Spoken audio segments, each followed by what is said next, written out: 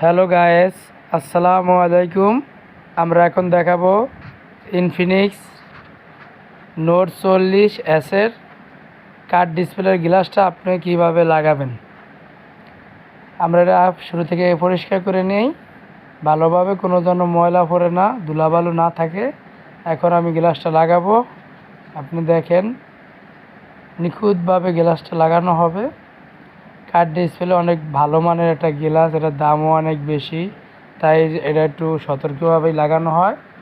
তো আমরা লাগাইছি, দেখেন এটা আপনি চাইলে 1 মিনিটও লাগবে না, আপনার যতক্ষণ লাগবে শুধু মোছার পর সুন্দর করে লাগাইয়া দিবেন। বসানোর পরে একটু গরম দিবেন যেন ভিতরে হাওয়া না থাকে, চারিপাশে যে ভালোভাবে লাগে, তাহলে কি আপনার গ্লাসটা ভালোভাবে লাগবে।